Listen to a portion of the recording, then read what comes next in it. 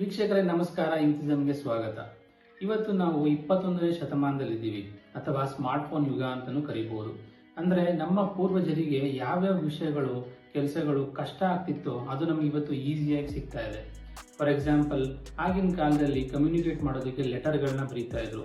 ಅದು ರೀಚ್ ಆಗೋದಕ್ಕೆ 3-4 ದಿನ ತಗೋತಾ ಇತ್ತು. ಆದರೆ ಇವತ್ತು ನಮಗೆ ಬೇಕಾಗಿರುವಂಥವ್ರು ಪ್ರಪಂಚದ ಯಾವುದೇ ಮೂಲೆಯಲ್ಲಿದ್ರೂ ವಿತಿನ್ ಫ್ಯೂ ಸೆಕೆಂಡ್ಸ್ ಅಲ್ಲಿ ಒಂದು ಮೆಸೇಜ್ ಡೆಲಿವರ್ ಆಗುತ್ತೆ. ಸೊ ಅದೇ ರೀತಿ ಸಾವಿರಾರು ಕಿಲೋಮೀಟರ್ಗಳನ್ನ ವಿತಿನ್ ಫ್ಯೂ ಅವರ್ಸ್ ಅಲ್ಲಿ ನಾವು ಟ್ರಾವೆಲ್ ಮಾಡ್ಬೋದು. ಅಂತ ಅಡ್ವಾನ್ಸ್ ಟೆಕ್ನಾಲಜಿ ನಮ್ಮ ಹತ್ರ ಇದೆ. ಫಾಸ್ಟ್ ಮೂವಿಂಗ್ ಲೈಫ್ ಅಂತ ಏನು ಕರಿತೀವಿ, ಅದು ಇವತ್ತು ನಮ್ಮ ಲೈಫ್ ಸ್ಟೈಲ್ ಆಗಿದೆ.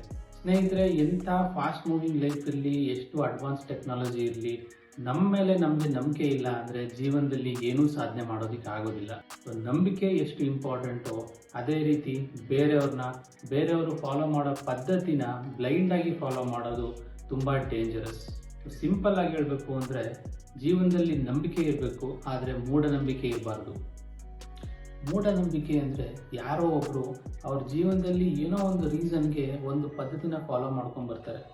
ಸೊ ಆ ಪದ್ಧತಿನ ನಾವು ನೋಡಿ ಆ ರೀಸನ್ನ ತಿಳ್ಕೊಳ್ದೇನೆ ಅದನ್ನ ಬ್ಲೈಂಡ್ ಆಗಿ ಫಾಲೋ ಮಾಡ್ಕೊಂಡು ಬರ್ತೀವಿ. ಇದನ್ನ ಮೂಢನಂಬಿಕೆ ಅಂತ ಕರಿತೀವಿ. ಅಂತಹ ಮೂಢನಂಬಿಕೆಗಳನ್ನ ಇವತ್ತಿಗೂ ತುಂಬಾ ಜನಗಳು ಫಾಲೋ ಮಾಡ್ತಾ ಇದ್ದಾರೆ. ಸೊ ಅದರಲ್ಲಿ ಕೆಲವೊಂದನ್ನ ಈ ವಿಡಿಯೋ ಮೂಲಕ ನಿಮಗೆಲ್ಲ ತಿಳಿಸ್ಕೊಡೋ ಪ್ರಯತ್ನ ಮಾಡ್ತಾ ಇದ್ದೀನಿ. ಮೊದಲನೇದು ಹಾಗೂ ಕಾಮನ್ ಆಗಿ ಇವತ್ತು ತುಂಬಾ ಮನೆಗಳಲ್ಲಿ ಇದನ್ನ ಫಾಲೋ ಮಾಡ್ತಾರೆ. ಅದೇನೆಂದ್ರೆ, ಮುಸ್ಸಂಜೆ ಆದಮೇಲೆ ಅಥವಾ ಸೂರ್ಯಾಸ್ತ ಆದಮೇಲೆ ಮನೆಯಲ್ಲಿ ಕಸ ಗುಡಿಸಬಾರ್ದು ಅಂತ. ಕಾರಣ, ಮನೆಯಲ್ಲಿರೋ ಲಕ್ಷ್ಮಿ ಹೊರಗಡೆ ಹೊರಟೋಗ್ತಾಳೆ ಅಂತ. ಇದಕ್ಕೆ ಸರಿಯಾದ ಸೈಂಟಿಫಿಕ್ ರೀಸನ್ ಏನು ಅಂತ ನೋಡೋಣ ಬನ್ನಿ ಸ್ನೇಹಿತರೆ. ಹಿಂದಿನ ಕಾಲದಲ್ಲಿ ಎಲೆಕ್ಟ್ರಿಸಿಟಿ ಎಲ್ಲ ಇರಲಿಲ್ಲ. ಸೊ ಕತ್ಲೆ ಆದಮೇಲೆ ದೀಪದ ಬೆಳಕಲ್ಲಿ ಮನೆ ಕೆಲಸಗಳನ್ನ ಮಾಡ್ತಾಯಿದ್ರು. ಸೊ ಆದಷ್ಟು ಕತ್ತಲಾಗಕ್ಕೆ ಮುಂಚೆನೇ ಮನೆ ಕೆಲಸಗಳನ್ನ ಮುಗಿಸ್ತಾ ಇದ್ರು. ಅಡುಗೆ ಮಾಡೋದಿರ್ಬೋದು ಅಥವಾ ಬೇರೆ ಮನೆ ಕೆಲಸಗಳಿರ್ಬೋದು, ಕತ್ತಲಾಗಕ್ಕೆ ಮುಂಚೆನೇ ಎಲ್ಲ ಮುಗಿಸ್ತಾ ಇದ್ರು. ಕತ್ತಲಾದ್ಮೇಲೆ ಕಸ ಗುಡಿಸಿದ್ರೆ ಇನ್ ಕೇಸ್ ಮನೇಲಿರುವಂಥ ವ್ಯಾಲ್ಯೂಬಲ್ ಥಿಂಗ್ಸ್, ದುಡ್ಡು ಇರ್ಬೋದು ಅಥವಾ ಬೇರೆ ಅಮೂಲ್ಯವಾದ ಅಥವಾ ಇಂಪಾರ್ಟೆಂಟ್ ವಸ್ತುಗಳು ಕಸದ ಜೊತೆ ಸೇರಿಕೊಂಡು ಆ ಕಸನ ಮನೆಯಿಂದ ಆಚೆ ಎಸೋ ಚಾನ್ಸಸ್ ಇರ್ತಿತ್ತು. ಇದನ್ನು ಅವಾಯ್ಡ್ ಮಾಡೋಕ್ಕೆ ಸೂರ್ಯಾಸ್ತ ಆದಮೇಲೆ ಅಥವಾ ಕತ್ತಲ ಟೈಮಲ್ಲಿ ಕಸನ ಗುಡಿಸಬಾರ್ದು ಅನ್ನೋ ಪದ್ಧತಿನ ಅವಾಗಿನ ಜನರು ಫಾಲೋ ಮಾಡ್ಕೊಂಡು ಬಂದರು.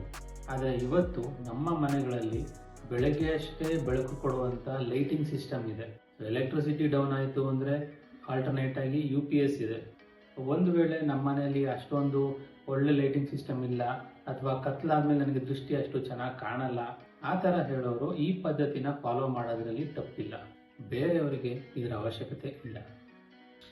ಎರಡನೇದು, ನಾವೆಲ್ಲಾದರೂ ಹೊರಗಡೆ ಹೋಗುವಾಗ ಬೆಕ್ಕು ಅಡ್ಡ ಬಂದರೆ, ಅದರಲ್ಲೂ ಕಪ್ಪು ಬೆಕ್ಕು ಅಡ್ಡ ಬಂದರೆ ನಾವು ಹೋಗೋ ಕೆಲಸ ಆಗಲ್ಲ, ಅಪಶಕುನ ಅಥವಾ ಸ್ವಲ್ಪ ಹೊತ್ತು ನಿಂತು ಹೊರಡಬೇಕು ಅನ್ನೋ ಒಂದು ನಂಬಿಕೆ ಇದೆ.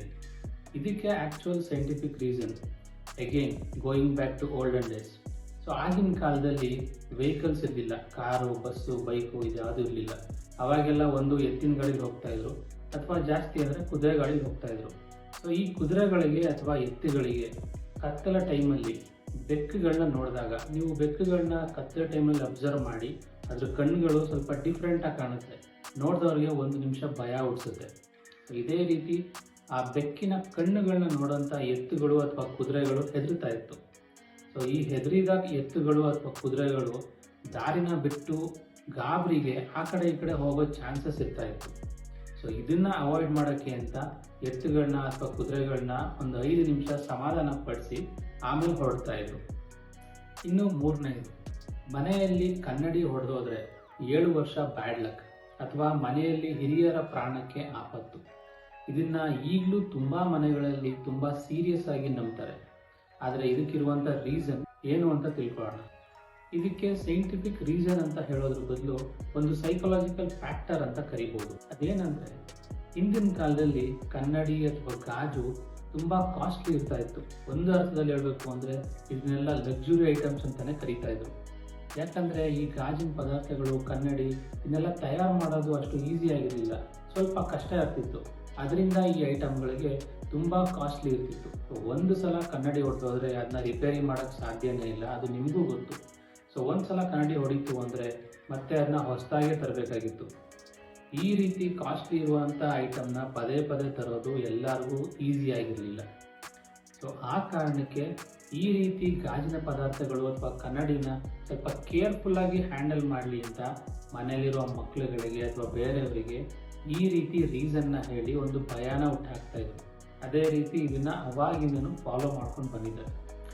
ಸ್ನೇಹಿತರೆ, ಆಗಿನ ಕಾಲದ ಜನರು ಯಾವುದೇ ಒಂದು ಪದ್ಧತಿನ ಫಾಲೋ ಮಾಡಿದ್ರು ಅದ್ರ ಹಿಂದೆ ಒಂದು ಸ್ಟ್ರಾಂಗ್ ಸೈಂಟಿಫಿಕ್ ರೀಸನ್ ಇರ್ತಾ ಇತ್ತು. ಅವ್ರು ಯಾರು ತಟ್ರಲ್ಲ. ಆದರೆ ಅವುಗಳ ಸೈಂಟಿಫಿಕ್ ರೀಸನ್ ಗೊತ್ತಿಲ್ಲದೇ ಅದನ್ನ ಬ್ಲೈಂಡಾಗಿ ಫಾಲೋ ಮಾಡ್ತಿರೋ ನಾವುಗಳು ನಿಜವಾದ ಮೂಢರು.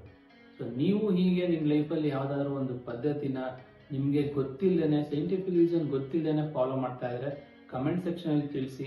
ನೆಕ್ಸ್ಟ್ ವಿಡಿಯೋದಲ್ಲಿ ನಾನು ಅವುಗಳ ಸೈಂಟಿಫಿಕ್ ರೀಸನ್ನ ನಿಮಗೆ ಹೇಳೋದಕ್ಕೆ ಟ್ರೈ ಮಾಡ್ತೀನಿ. ನಮಸ್ಕಾರ.